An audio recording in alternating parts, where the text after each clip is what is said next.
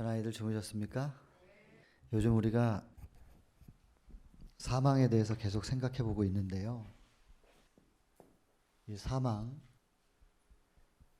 우리가 질병 때문에 죽는 것 같지만 질병에서 나아도 죽거든요. 시간 지나면.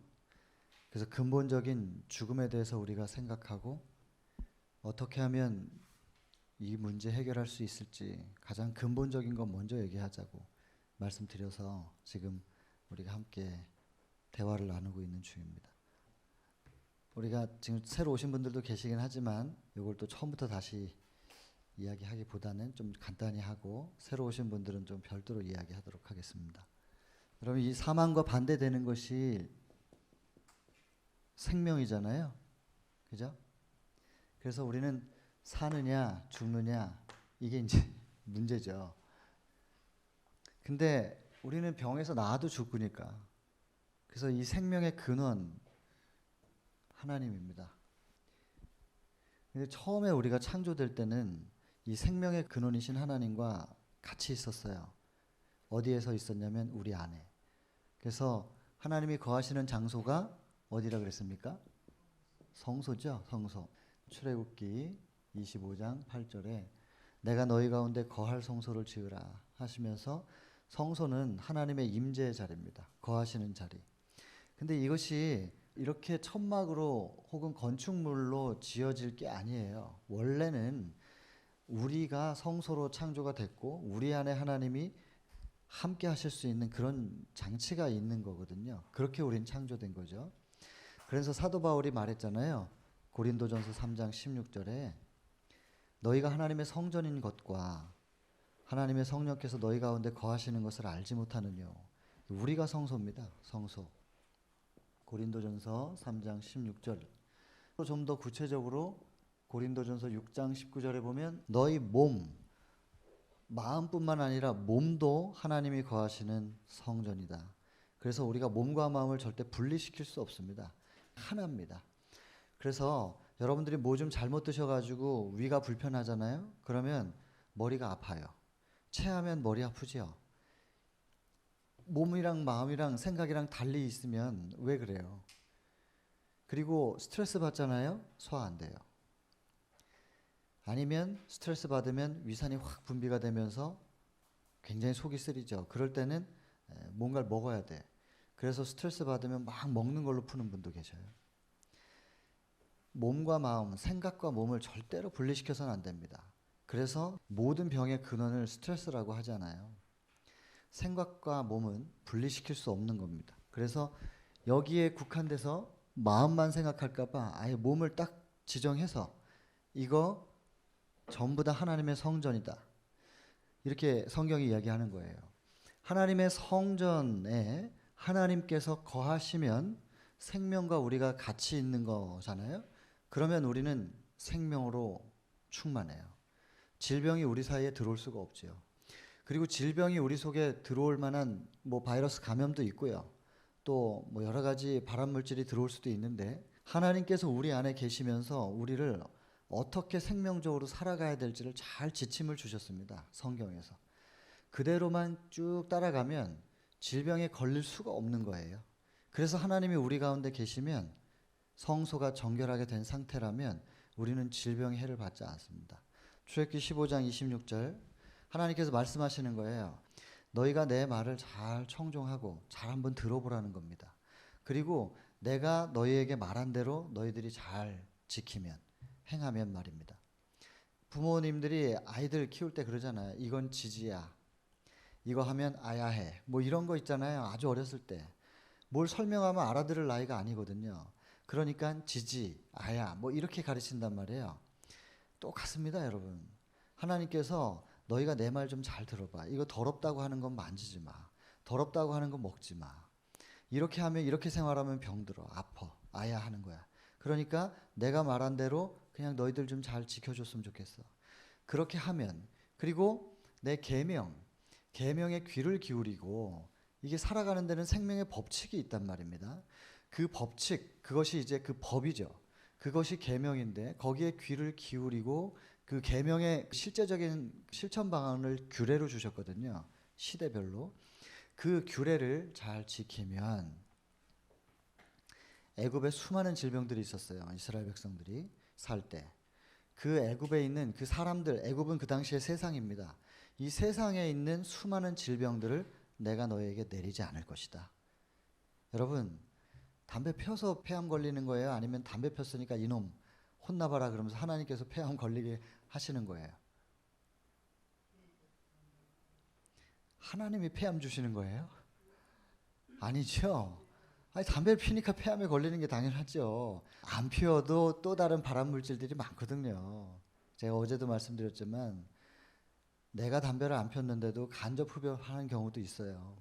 그죠? 또 간접 흡연이든 직접 흡연이든 담배하고는 거리가 먼 사람인데 내가 왜 폐암에 걸렸느냐 하면 요리 많이 하면 또 그럴 수도 있어요. 기름 볶고 튀기고 하면 거기서도 엄청난 미세먼지 나오거든요. 혹은 근무하는 곳이 지하실이었든가, 제가 한번 만난 분 중에서도 주차장에서 주차장에 관리하시는 분, 그 직업을 꽤 오래 하신 분 계셨는데 공기 안 좋은 곳에서 일하시면 폐암 걸리죠. 탄광 폐암 걸리죠.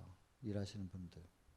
그 다음에 지하실 그 조그만한 수공업 형태의 그 의류 제작하고 하는 분들 역시 폐암 걸리죠.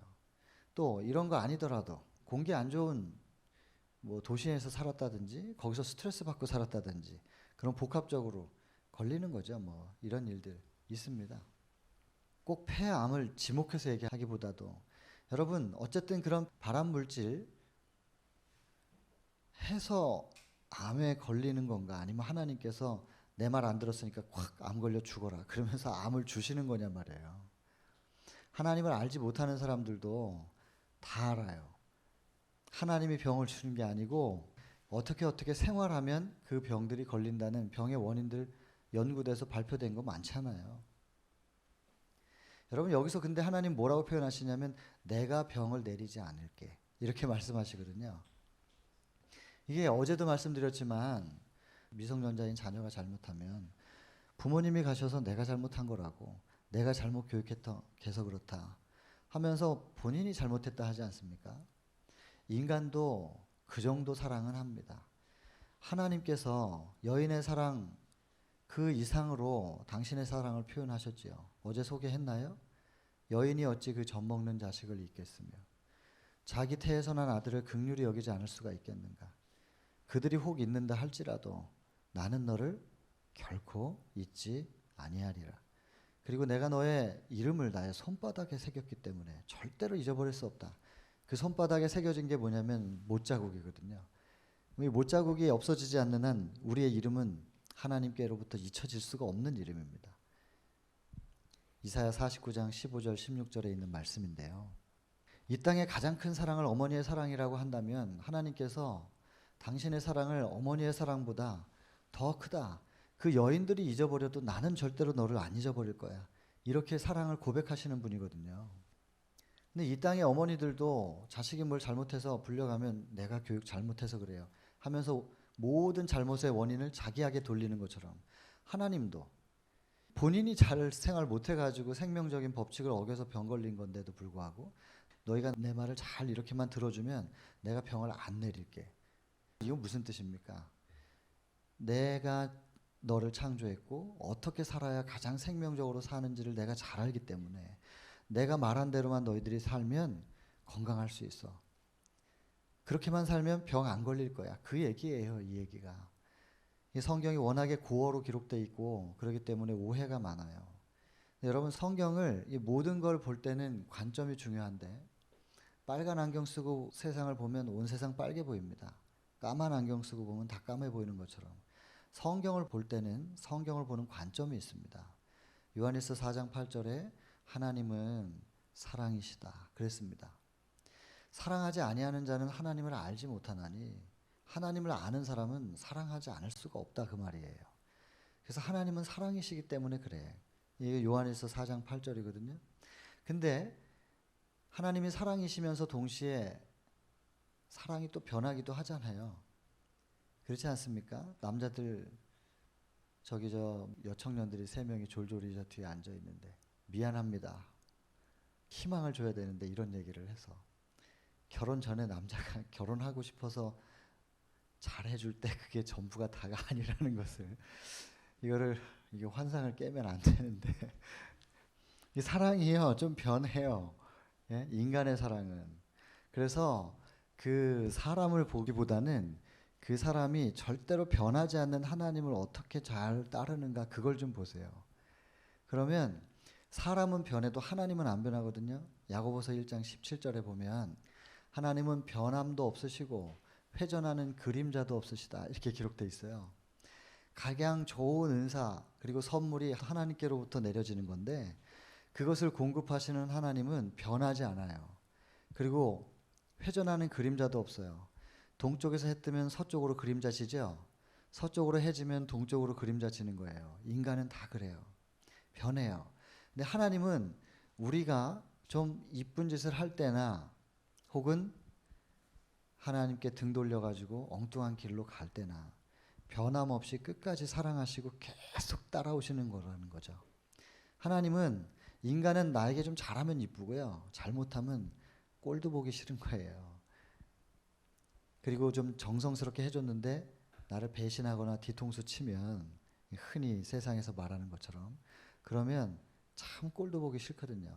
근데 제가 성경을 읽으면서 가장 마음속에 그냥 딱 제 자신이 꺾이는 때가 언제냐면 누가복음 6장에 보면요.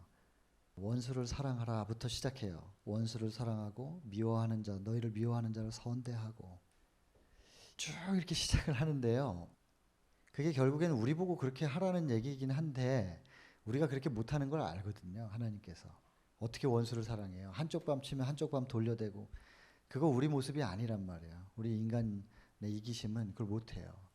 근데 쭉 내려오면서 뭐라 하시냐면 이렇게 너희들이 만약 한다면 너희가 상이 클 것이다 그래요. 상이. 이 땅에서도 상이 클 것이고 지극히 높으신 자의 아들, 자식이 될 것이다.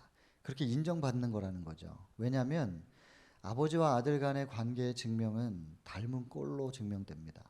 뭐 호적 증명 떼가지고 그게 아니고 닮아 있으면 그냥 그지 증명서가 없어요. 우리 어저께도 상담하는 가운데 청년이 내 아들 여기 있다 그렇게 얘기했더니 안 돼요. 어떻게 아냐고 내가 아들이라고 말 안 했는데 그랬더니 비슷하게 생긴 사람 돌아다니더래요. 그래서 아 그러냐고 비슷하냐고 그랬더니 비슷하다 그러대요. 누군지 딱 보면 알겠대요. 그래서 그런 거예요, 여러분. 아버지와 아들 간의 관계는 증명서 뭐 이렇게 종이로 그게 아니고 그냥 닮은 거거든요. 그러니 쭉 원수 사랑하라부터 쭉 나오는 그 모든 얘기들이 결국 하나님이 당신이 그렇다는 얘기예요. 그래서 이렇게 하면 너희가 내 아들이라고 내 자식이라고 인정받는다 이렇게 돼 있죠. 이렇게 하면 지극히 높으신 이의 아들이 되리니 이거 뭐 꼭 여러분 여성분들한테는 비하하는 거 아니고 이 당시 성경을 기록할 때는 여자를 좀 천시 여기는 게 있어가지고 이게 남성 성만 이렇게 기록하지만 이게 구분하는 거 아닙니다. 이게 자식입니다. 자식.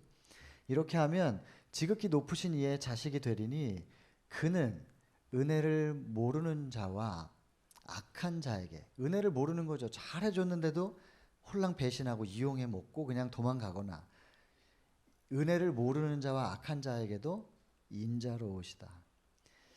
그래서 결국에는 너희 아버지의 자비하심처럼 너희도 자비하라. 그러니까 너희 아버지를 닮으라는 얘기거든요. 요거 우리가 이해하면 모든 게 사실은 끝나는 거예요. 여러분 그 큰바의 얼굴이라고 소설 보셨습니까? 계속 쳐다보고 살다 보니까 그 큰바의 얼굴처럼 닮아지는 것처럼 우리가 이 사랑이신 하나님을 계속해서 변함이 없고 회전하는 그림자도 없는 하나님을 계속 바라보고 생각하고 사는 사람, 그런 사람은 닮아질 수밖에 없다는 거죠.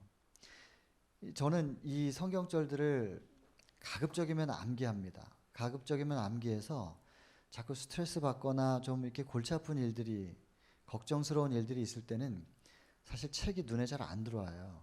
읽어도 읽어지지가 않거든요. 근데 이 성경절들을 외워놓으면 참 신기하게도 이 새로운 성경 책을 이렇게 보면 그게 성경이든 뭐든 뭘 보면 그게 눈에 잘 들어오지 않는데 암기해 놓은 것을 떠올리면 막 골치 아픈 일이 있어요. 그러면 딱 눈을 감고 일단 호흡, 자세를 바로 해서 숨을 고르는 겁니다. 숨 쉬는 법이 굉장히 중요한데요. 호흡을 다 가다듬으면서 복식 호흡, 뭐 단전 호흡이라 예전에는 뭐 그렇게들 뭐 운동할 땐 그렇게 했는데 나중에 보니까 그것이 하여튼 뭐 다른 이렇게 단전을 하면서 이게 명상으로 들어가면서 약간 신비주의 그런 건 없어요.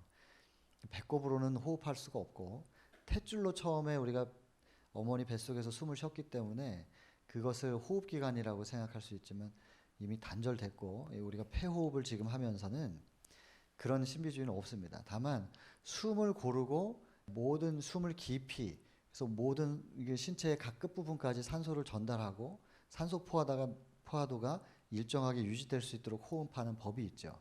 복식 호흡인데 호흡을 가다듬으면서 눈을 감고 말씀에 딱 집중하기 시작하는 거죠. 그러면 사람으로부터 이 관계에서 오는 스트레스가 엄청나게 많잖아요. 부부 관계, 부모 자식 관계, 친구 관계, 직장에서는 상사와 부하 직원의 관계, 모든 관계, 이 관계로부터 엄청난 스트레스들이 오는데요. 이런 말씀을 쭉 묵상을 하다 보면요. 마지막에 딱 걸리는 게 하나님은 은혜를 모르는 자와 악한 자에게도 인자로우시다. 이걸 여기를 읽고 나면요. 이제 제 마음속에 이제 밉살스러웠던 그 사람들의 그런 것이요. 이게 녹아요. 그래. 하나님은 은혜를 모르는 자에게도 인자로우셨다는데 하면서 은혜를 모르고 악한 자에게 인자로우셨던 하나님이 딱 머릿속에 그려지는 겁니다. 이 말씀을 통해서 하나님을 쳐다보고 있다 보면 마음에 이게 싹 녹는 것이죠. 그리고 마음이 좀 평안해져요.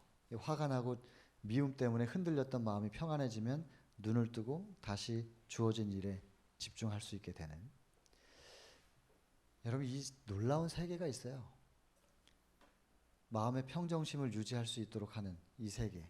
여러분 저는 이 세계를 좀 여러분들에게 전하고 싶습니다. 알리고 싶고. 이거 혼자 어디 가서 깨끗한 물 마시고 도 닦는다고 해서 되는 일이 아닙니다. 그게. 지난 텀에 제 스승님 하장로님 오셔서 말씀하셨잖아요.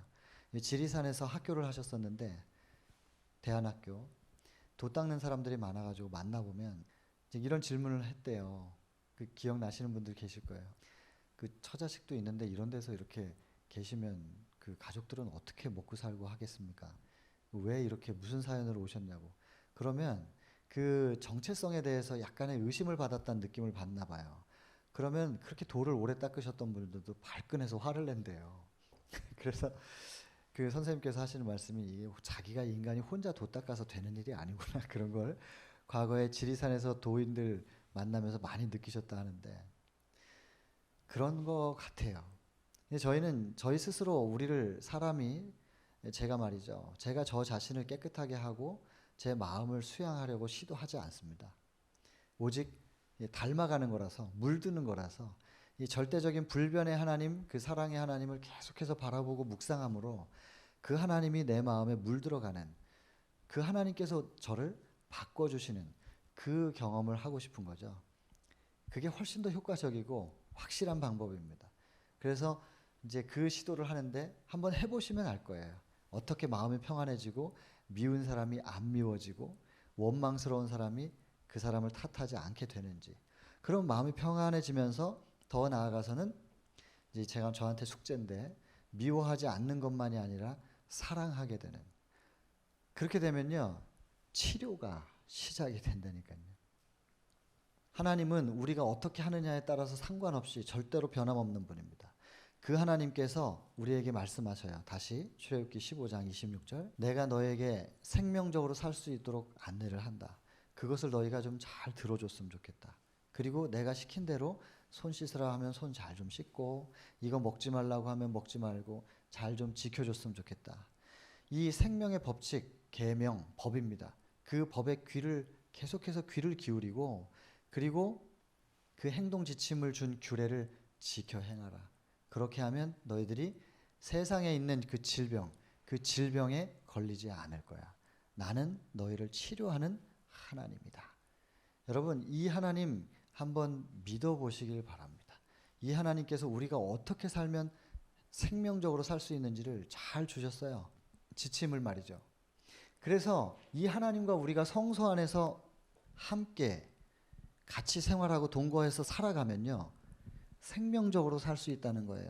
그러면 육신의 힘이 다해서 만약에 죽는다 할지라도, 어제 소개했지만 요한복음 14장 6절이죠.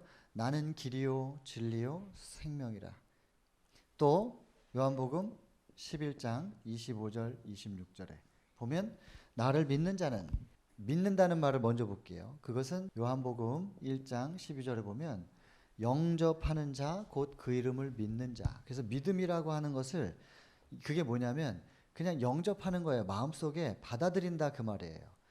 그래서 나를 믿는다, 예수님을 믿는다는 것은 예수님을 마음속에 받아들인다 그 말입니다. 예수님은 요한복음 1장 1절에 태초에 말씀이 계시니라 그랬고 그 말씀이 하나님이라고 그랬어요. 그리고 그 말씀이신 하나님이 3절에 보면 모든 것을 창조했다 그래요. 그로 말미암지 않고 지어진 것이 하나도 없다. 창조주 하나님이 말씀 하나님이에요. 근데 그 말씀이 14절에 보면 육신이 되어 이 땅에 오셨다는 겁니다. 그분이 예수님이라서 그 예수님은 곧 말씀이에요. 말씀. 그래서 이 말씀은 히브리서 4장 12절 보면 하나님의 말씀은 살아있고 운동력이 있다. 그냥 글자가 아닙니다.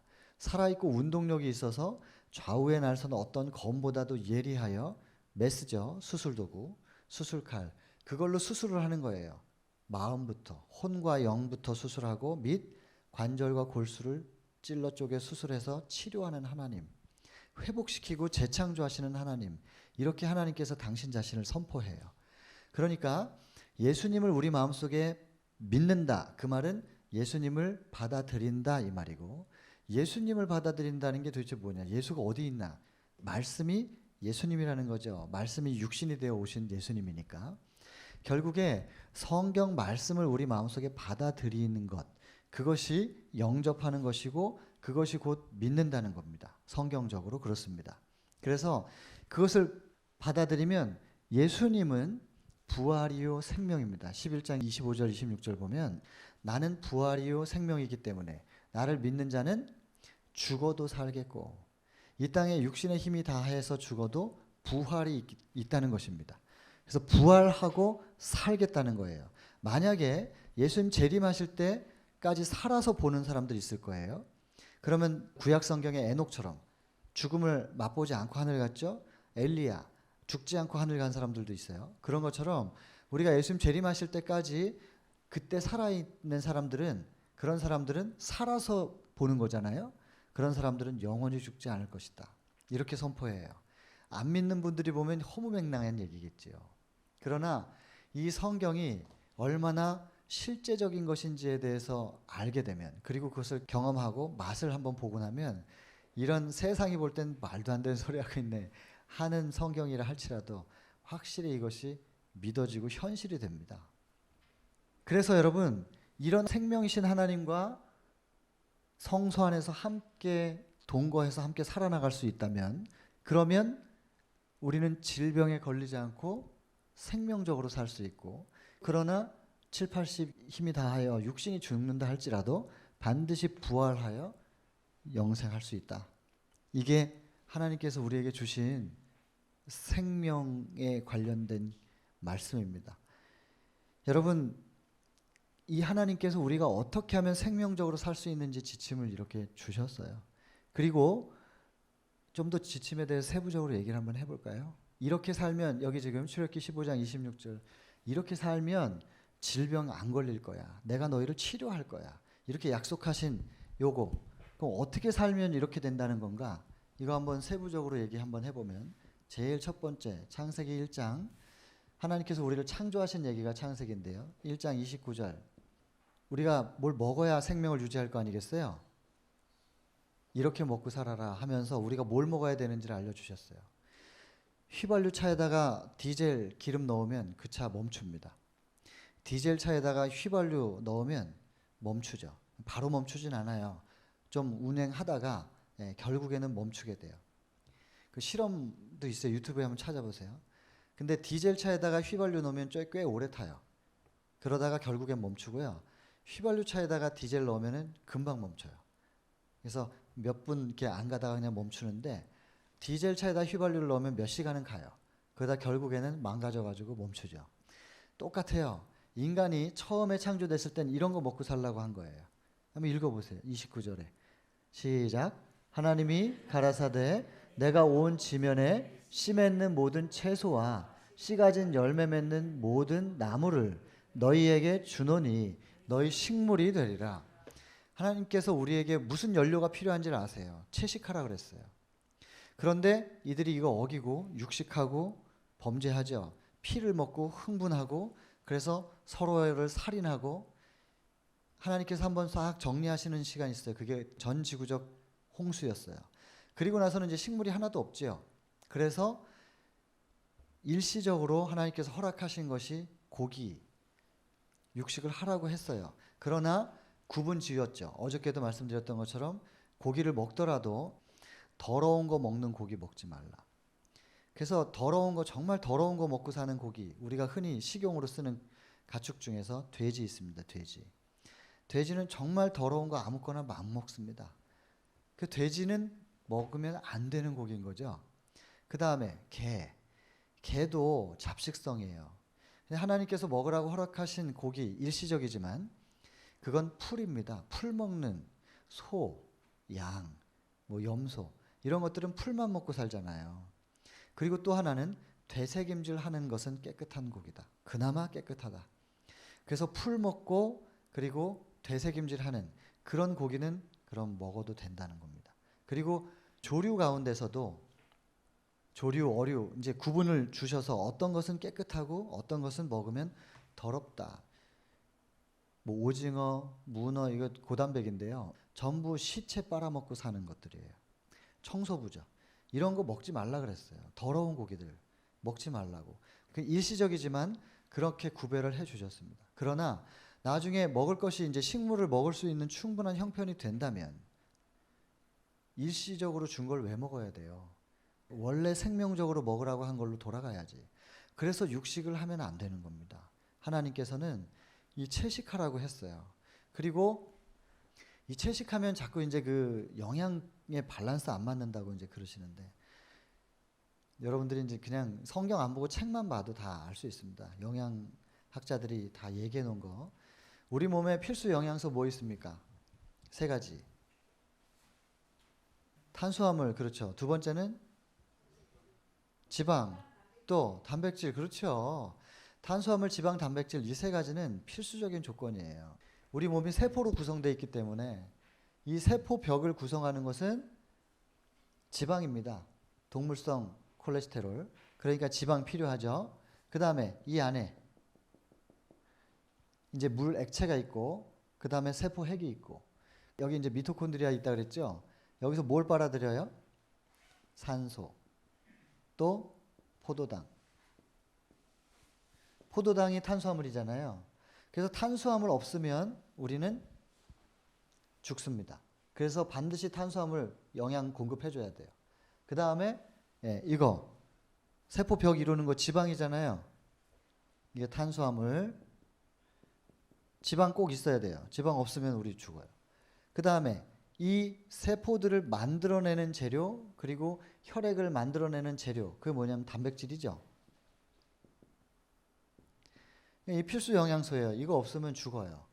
그러면 이거 섭취를 해야 되는데 탄수화물, 현미, 통밀 우리가 먹으면 되는 것이고요. 지방은 우리가 굳이 안 먹어도 된다 그랬죠. 간에서 만들어요. 콜레스테롤은 간에서 생성을 하는 거니까 굳이 안 먹어도 되는 겁니다. 단백질은 이 분자 구조 커가지고 세포들이 흡수 못해요. 조직들이 바로 흡수를 못해서 단백질을 잘게 썰어가지고 흡수할 수 있도록 만들어주는 건데 그게 뭐냐면 아미노산이에요. 이 아미노산, 우리 몸에 필요한 아미노산을 현재까지 지금 과학이 발견한 게 한 20가지 정도 된다고 합니다. 근데 이것도 역시 20가지 정도의 아미노산 중에 12가지 정도는 간에서 다 만들어요. 합성시켜서. 우리가 먹은 영양소들을 합성해가지고 만들 수 있는데 간에서 못 만드는 게 있어요. 그게 한 8개에서 9개 정도 된다고 그래요. 그 중에 대부분이 어디에 들어있냐면 콩에 들어있어요. 그래서 콩만 드셔도 괜찮아요. 근데 그 중에 하나 메티오닌이라고 하는 성분, 요게 이제 필수 아미노산 중에 중요한 건데 요게 콩에 굉장히 적게 들어 있습니다. 그러니까 콩만 보고 단백질이 충분하냐? 그럼 영양학자들이 부족하다 그래요. 이 부족한 데이터를 보면서 채식하면 안 돼. 고기 반드시 먹어야 돼. 이렇게 생각한단 말이에요. 근데 고기를 먹으면 당연히 이거 아미노산은 충분히 들어 있어요. 그러나 고기를 분해시킬 때 발생하는 암모니아 성분하고 요산 성분은 어떻게 하겠어요? 그 부작용은 어떻게 해? 굉장한 염증을 유발시키거든요. 그 염증이 심해지면 콜레스테롤 올라가고 그리고 그것이 나중에 세포를 유전자 변절시키면 암 되는 건데 고기 많이 드시면 그런 부작용이 있단 말이에요. 그럼 그건 어떻게 할 거예요? 아미노산과 단백질은 충분히 들어있지만은 그것 때문에 발생하는 부작용 그건 별로 생각 안 하고 지금 당장 필요한 것만 그 안에 있으니까 먹자. 돼지고기 안에 다 있죠. 이런 거 영양소. 근데 그 돼지고기 안에 들어있는 수많은 그 특별히 비계에 들어있는 삼겹살에 끼어있는 그 회충들은 어떡할 거예요 그거. 그래서 그 회충 죽여서 먹겠다고 바짝 구우면 돼지고기의 그 동물성 지방이 바짝 구워지면 타면 어떻게 됩니까? 1급 발암물질입니다. 그 먹으면 자꾸 암 걸리는 건데 그거 어떡할 거냔 말이에요. 여러분 충분한 영양소가 있지만 부작용이 있고요. 그 다음 이 콩에는 메티오닌이라는 성분이 부족하니까 그럼 어떡할 거냐. 부족하지만 이걸 먹어야 되느냐. 충분하지만 부작용이 있는 고기를 먹어야 되느냐. 둘 중에 하나를 선택하라 그러면 어렵잖아요. 이 메티오닌 콩에 부족한 이 필수 아미노산 중에 하나 이게 어디 들어있냐면 통곡류에 들어있다니까요. 아주 풍부하게. 그래서 현미, 통밀 거기에 아주 풍부하게 들어있어요. 그러니 현미와 통밀에다가 콩을 섞어서 드시면 필수 아미노산 이거 충분해요. 영양은 충분히 다 돼 있는 거예요. 대신에 부작용은 또 없고. 그러니 식물성으로만 다 채울 수 있어요. 탄수화물, 지방, 단백질. 뭐 부족한 게 뭐가 있어요? 채식한다고 해서 부족한 게 뭐가 있냐고요. 근데 흰 쌀밥에 흰 밀가루 드시면서 콩 드시면서 나는 채식할 거야. 이렇게 하시는 분들은 혈액 검사해 보면 부족하게 나오죠. 통곡류 드시면서 콩과 함께 드시면 아무 문제 없어요. 그리고 그 외에는 미네랄, 그 무기질이라고 합니다. 그 다음 비타민 이런 건 채소와 과일에 얼마든지 많잖아요. 고기 안 드셔도 다 되는 거예요. 여러분 우리가 어떤 연료가 우리 속에 들어가야만 우리가 생명을 유지할 수 있는지 창조하시면서 바로 첫 번째 지침으로 주셨습니다. 창세기 1장 29절. 그 다음 과학적이죠? 그 다음에 또 뭐가 있을까요? 창세기 17장 12절 같은 거 보면 이 할례 받으라 그래요. 할례가 뭡니까?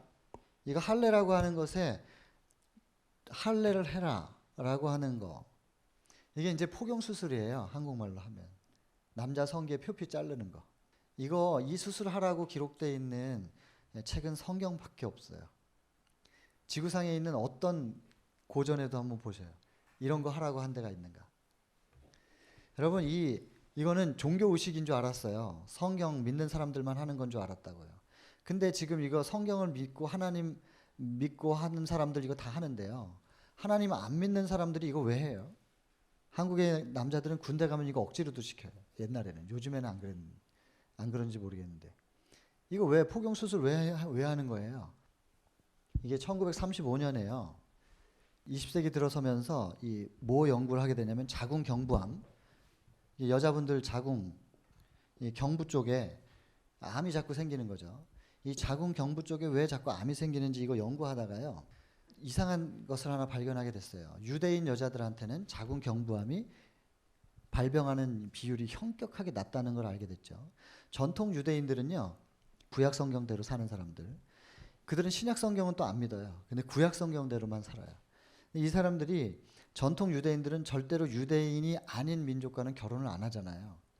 그래서 유대인 여자들한테 자궁 경부암이 없어요. 그래서 유대인 여자들한테 왜 자궁 경부암이 안 생기는 건가? 비율이 아주 낮죠. 왜 그런가 하면서 조사를 해봤는데 특이한 점을 전혀 발견하지 못했단 말이에요. 결국에는 자궁 경부 쪽이 이제 성하고 성관계의 관계가 있잖아요. 남녀 간에. 그래서 이거를 우연히 남자 쪽에다가 원인이 혹시 있나 하고 조사를 해보게 된 것이죠. 해보니까 어때요? 유대인 남자들은 전부 이 할례를 받는 거예요. 포경 수술을 한단 말이에요. 그러니까 이게 성기에 표피가 덮여 있으면 소변을 보고 나면 항상 거기가 건조하지 않고 소변이 남아 있어요. 젖어 있고 습하고 거기선 세균이 계속해서 번식할 수밖에 없죠. 근데 그게 여자 몸 안으로 들어가게 되면 전부 여기 염증을 유발시킨단 말이에요. 경부 쪽에. 그러니까 이게 깨끗하게 잘려져 있고 항상 건조하게 돼 있는 상태는 깨끗한 거예요. 그게 몸 안에 들어가도 이게 염증이나 암을 유발시키지 않는구나.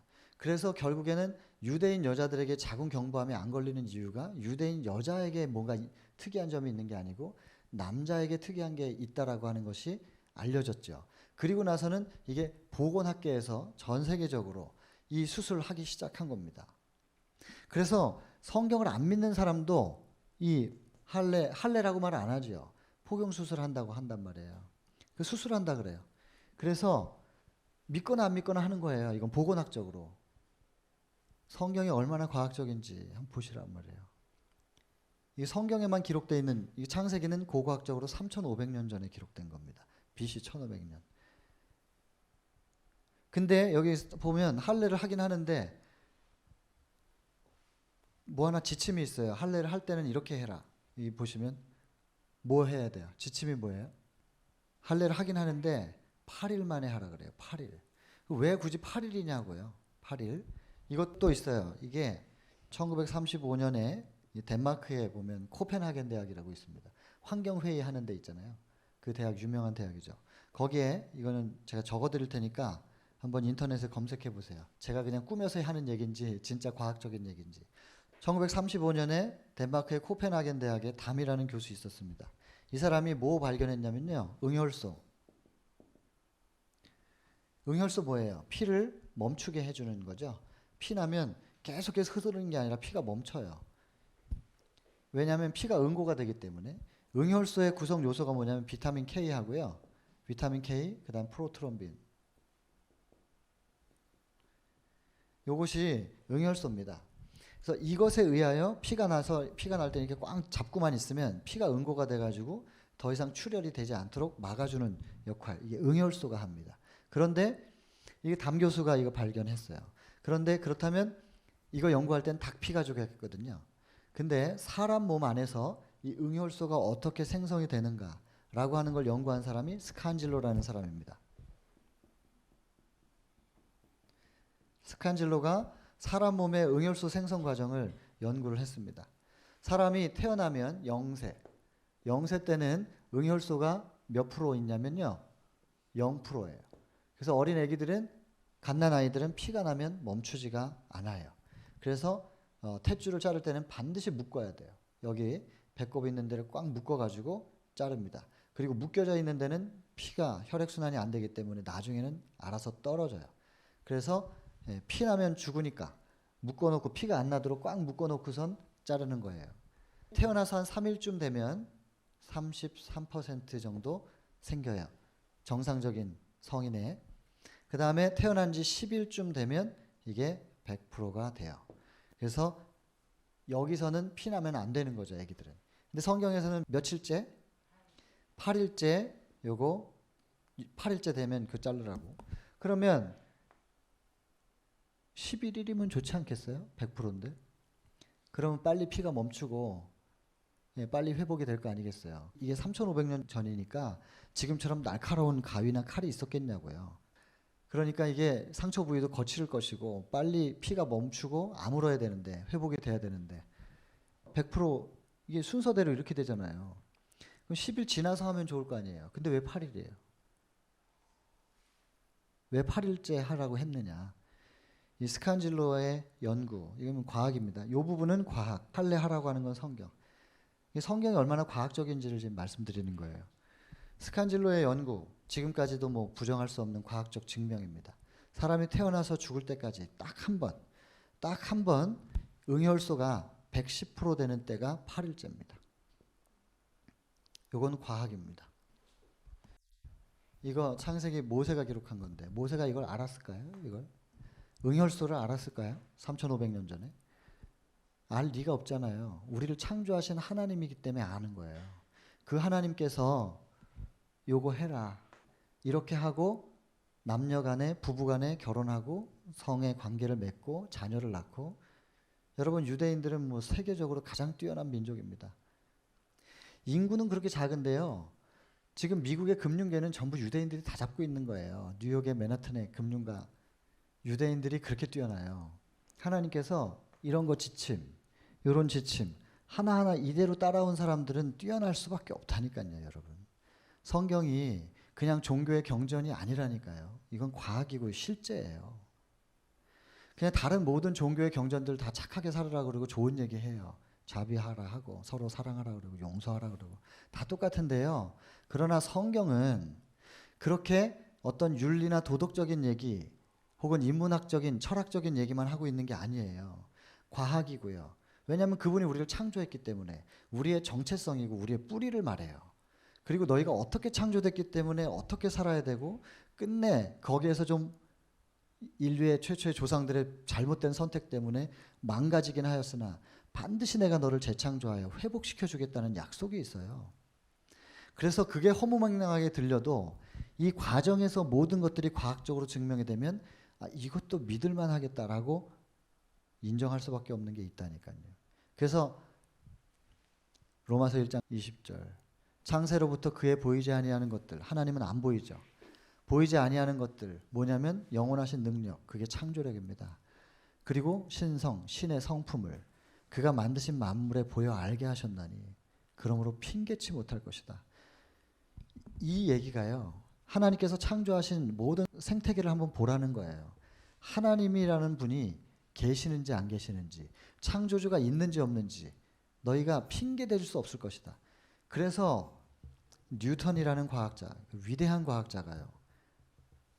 하늘을 막 한번 쳐다보라고 하늘의 우주의 별들의 행성의 움직임을 한번 보라고 하나님이 살아계시지 않다고 누가 감히 말할 수가 있겠는가. 그 위대한 과학자의 눈에는 하나님이 보이는 겁니다. 뉴턴의 계보를 이은 사람은 아인슈타인은 유대인이고 창조주를 인정하지 않으면 그런 과학자들이 만들어질 수 없는 거고 그 위대한 과학자들이 하나님을 알고 창조주를 인정하는 가운데서 과학을 연구했고 증명해낸 토대 위에 우리가 지금 그걸 서 있고 그 문명을 활용하고 지금 살고 있는 거잖아요. 이런 핸드폰 이거 양자역학 없으면 이거 못 만들어요. 근데 이거 양자역학 어떻게 만들었냐? 아인슈타인의 상도성 이론 없었으면 양자역학은 절대로 도달할 수가 없어요. 그러니 과학의 기초를 다 누가 놨는데 창조주를 인정하는 사람들이 과학을 그걸 토대를 놓았고 그 위에 우리가 문명을 지금 활용하고 살면서 하나님을 부정한다. 그러니까는 시편에 그렇게 돼 있는 거예요. 시편 14편 1절에 어리석은 자는 과학도 모르고 뭘 아무것도 모르면 어리석은 자는 그 마음에 이르기를 하나님이 없다 하도다 그런다니까요. 근데 굉장히 잘난 줄 알고 산단 말이에요. 사람들이 이 창조주 아래서 살면서 하나님께서 창조해 주신 걸 가지고 살면서 하나님 없다 그러니 이 배은망덕하기도 한 거고 어리석은 거기도 하면서 놀라운 과학입니다. 어제도 말씀드렸잖아요. 레위기 3장 17절에 기름과 피 먹지 말라. 이런 것도요. 고기를 먹더라도 이런 건 빼고 먹어야 돼. 이게 왜 먹지 말라 그랬는지 아시겠죠? 기름과 피가 우리의 건강에 얼마나 해로운지 이제는 뭐 설명을 안 해도 아는 거예요. 성경절만 볼게요. 레위기 13장이네요. 45절이죠. 문둥한 자는 옷을 찢고 머리 풀며 윗입술 가리고 문둥병은 전염되는 병이죠. 이 당시에는 가장 전염병 중에 두려운 병인데 윗입술 가리고 나는 부정하다 문둥병 걸렸다 이렇게 말하래요. 이거 윗입술 왜 가리라 그랬어요? 이거 예? 침튀니까요. 비말이 나가잖아요. 그래가지고 전염되니까 이거 가리라고. 세균에 대한 개념 15장 볼게요. 15장 11절 12절 유출병 걸린 자가 손을 씻지 않고 누구 만지면 그 옷 다 빨고 몸 다 씻고 그릇 만지면 목기는 씻고 질그릇은 깨트리고. 여러분 이거 전부 다 세균에 대한 개념이에요. 전자현미경이 만들어지면서 세균 정확하게 바이러스까지 보게 됐는데 전자현미경 언제 발명됐는지 아세요? 1931년이에요. 근데 이거는 지금 3500년 전이거든요. 또 세균학의 아버지 로베르트 코후 있습니다. 그 사람이 세균학의 아버지가 된 계기 결핵균 발견했지요. 콜레라균 발견했고 탄저균 균을 발견했어요. 병균 발견한 사람이에요. 로베르트 코후. 근데 그것에 대한 그 병균을 어떻게 막을 수 있느냐, 그 예방 접종, 백신 만든 사람이 그 유명한 누구예요? 있잖아요. 알잖아요. 그 우유 브랜드 파스테르 있잖아요. 전부 다 1885년에 파스테르가 그 백신 만들었고요. 그다음에 최초의 그 탄저균 발견한 건 1877년입니다. 전부 19세기. 그런데 지금 3,500년 전에 세균에 대한 개념을 지금 말하고 있어요. 여러분, 성경을 가지고 누가 이거 그냥 종교 경전이라고 시비 걸겠습니까? 우리 창조하신 분이기 때문에 우리가 어떻게 하면 건강하게 살지, 생명적으로 살지 너무 잘 아셔요. 그래서 여기 다시 한번 볼까요? 출애굽기 15장 26절. 내가 너에게 말하는 것을 잘 좀 들어라. 그리고 어떻게 살면 생명적으로 사는지 내가 행동 지침 준 규례 그거대로 좀 지켜서 살아라. 그러면 질병 걸리지 않을 거야. 여러분, 한번 좀 성경대로 살아보시길 바랍니다. 그리고 혹 질병에 걸렸다 할지라도 나는 너를 치료하는 하나님이다 그랬으니까 하나님께로 돌아가면 다시 치료, 회복될 수 있습니다.